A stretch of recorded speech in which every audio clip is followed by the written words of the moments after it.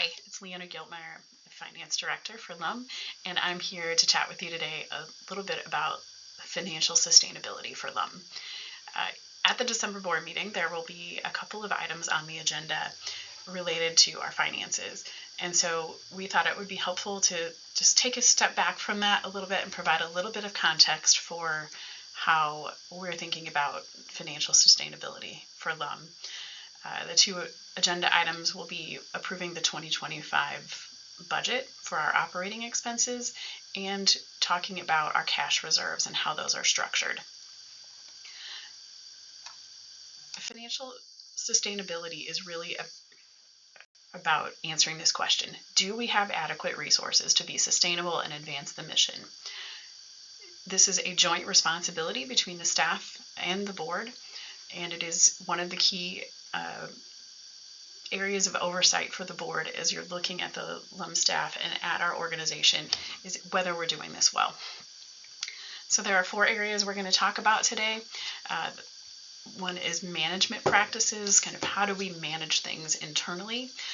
The second is how do we plan for full costs. The third is development and how we approach that. And the last is how do we manage our cash and our assets.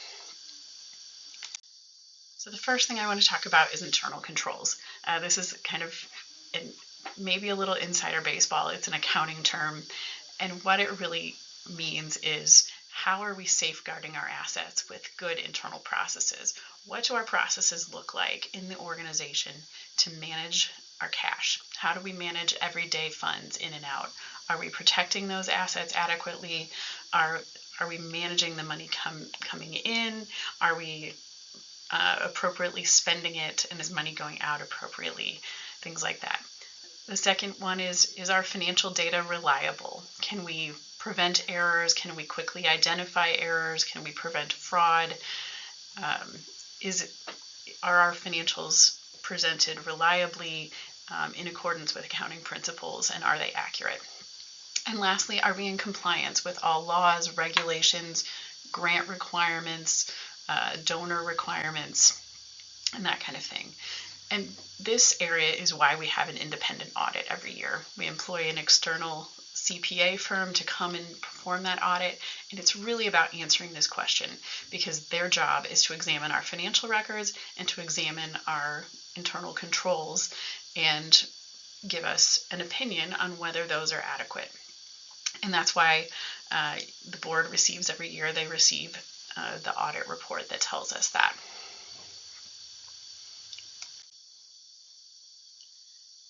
The next question is how do we appropriately manage risk for the organization? You can see here the 4 primary areas of risk that I see for LUM.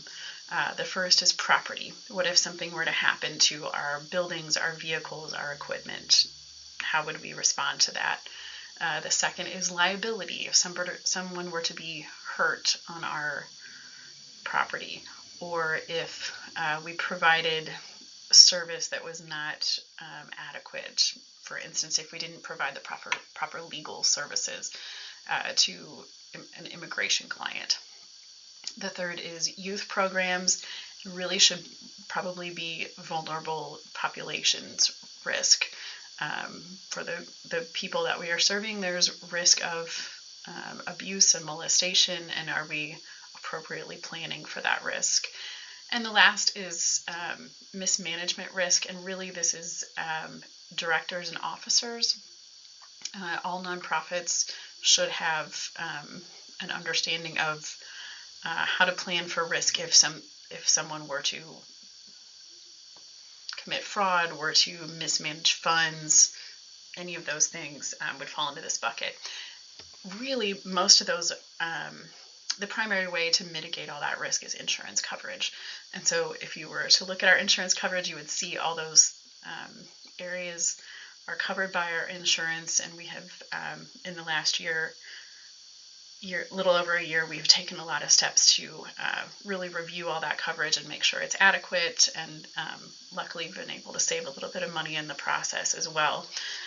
And the second prong of managing that risk is really our employment practices. Are we doing adequate background checks and checking driving records and hiring the right people and giving them the right training to prevent problems in these areas.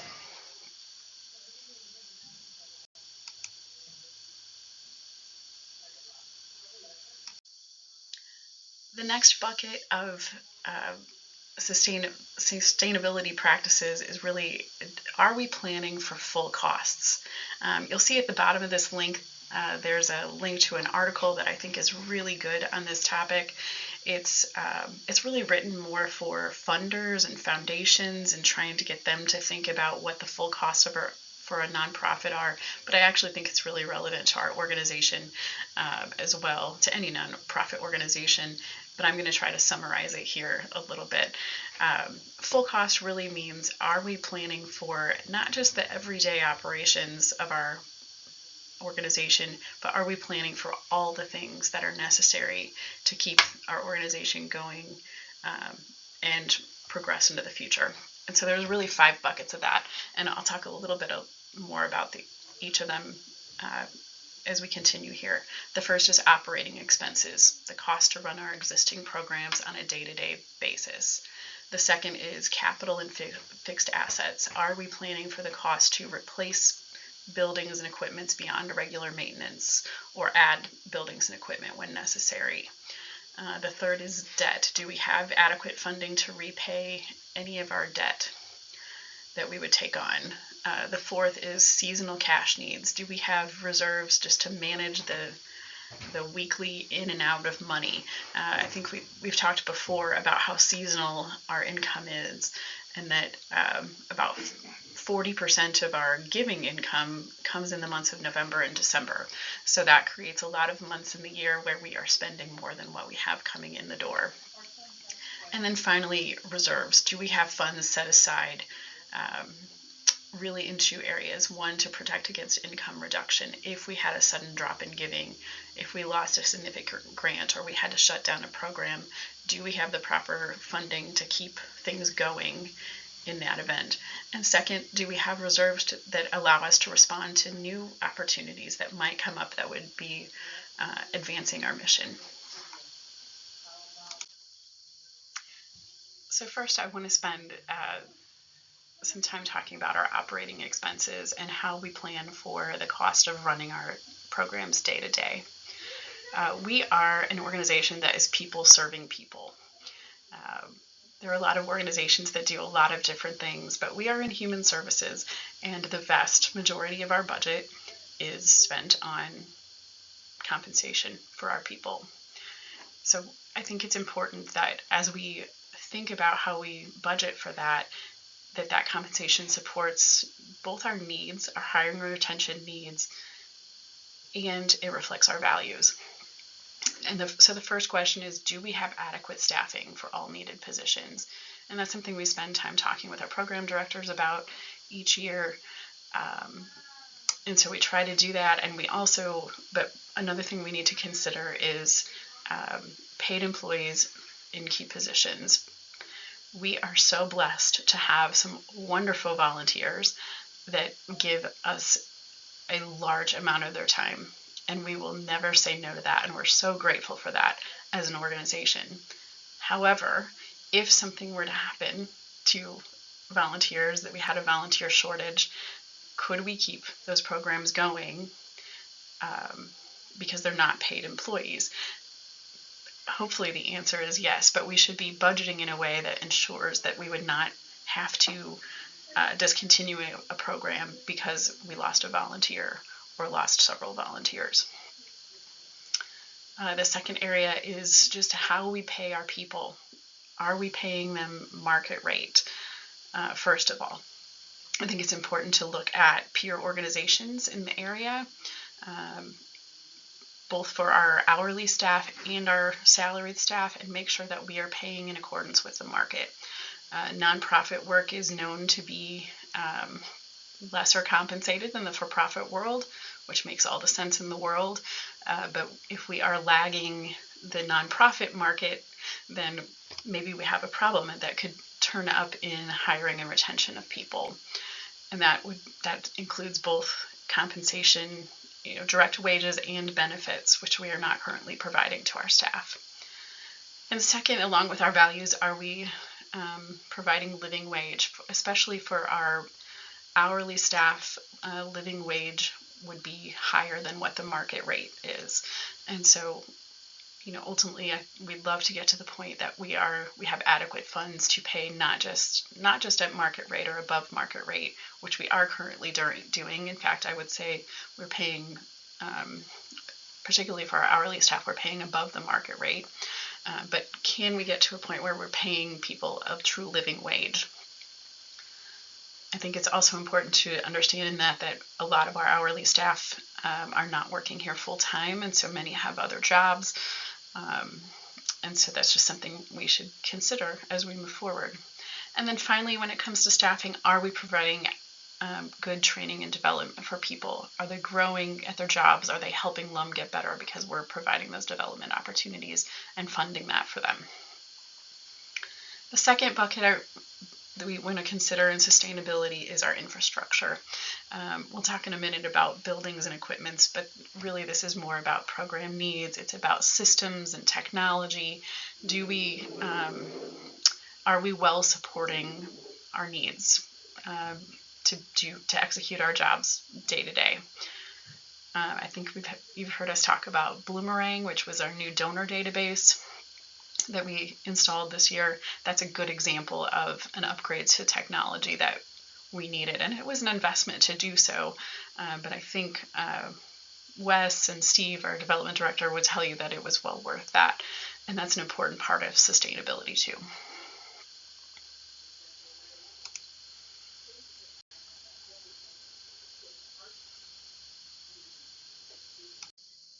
The next part of planning for full cost is capital. Capital is really our capital equipment, our buildings, our land, anything that's kind of a big property purchase or a big equipment purchase. And this is one of the things we really need to plan for in the future. We have done a good job in the past of planning for those operating expenses. We have not done as great a job in looking forward and planning for capital additions, for equipment replacement, for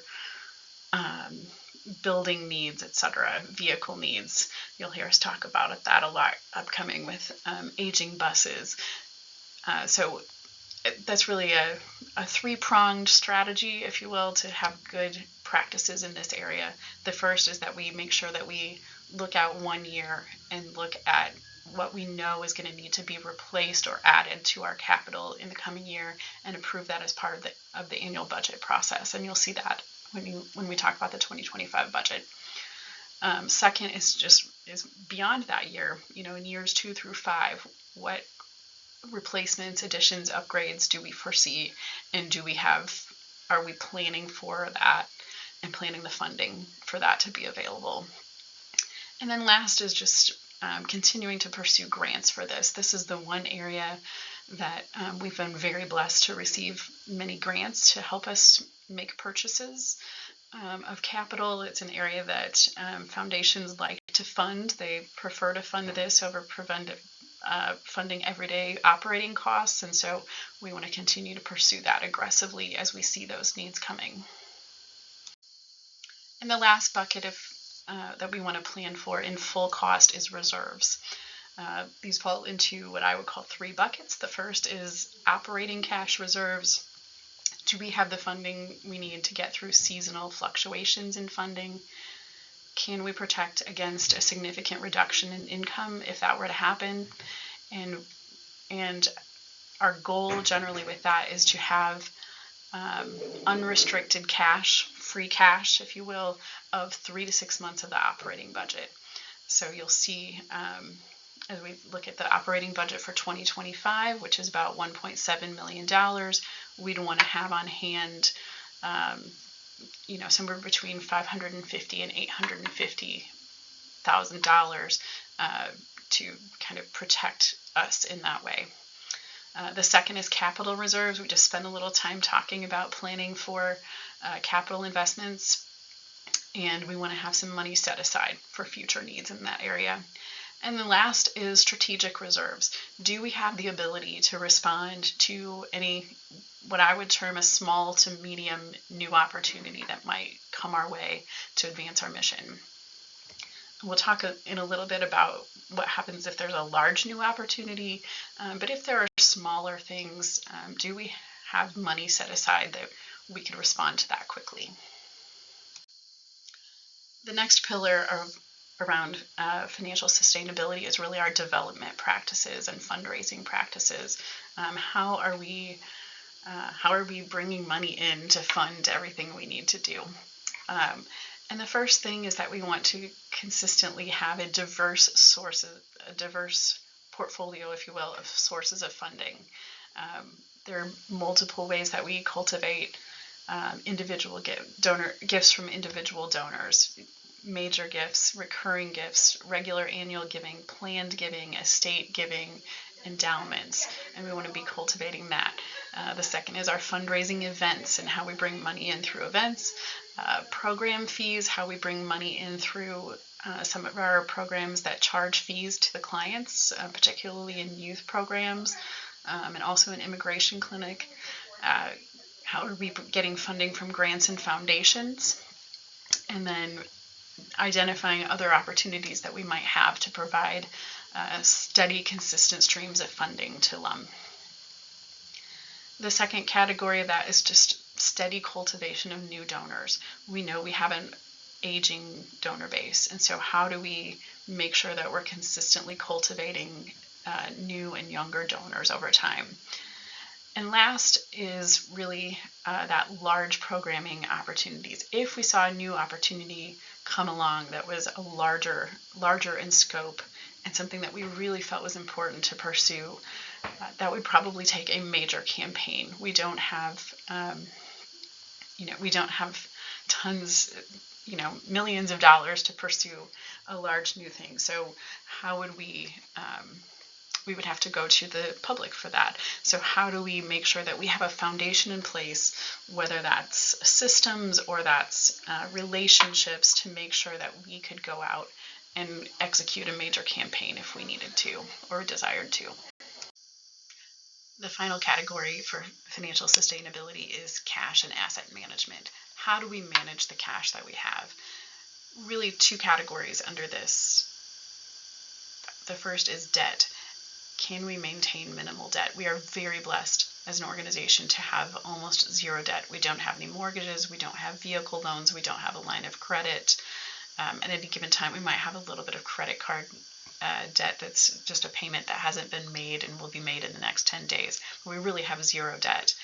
And so we want to maintain that and or make wise decisions when it's time to take on strategic debt. If we were to pursue a large opportunity, there might be a situation in the future where we would take on some debt, but we want to be very wise about that. And the second is how we manage the money that we already have. We want to make sure that we're matching our investment choices with our goals and our liquidity needs.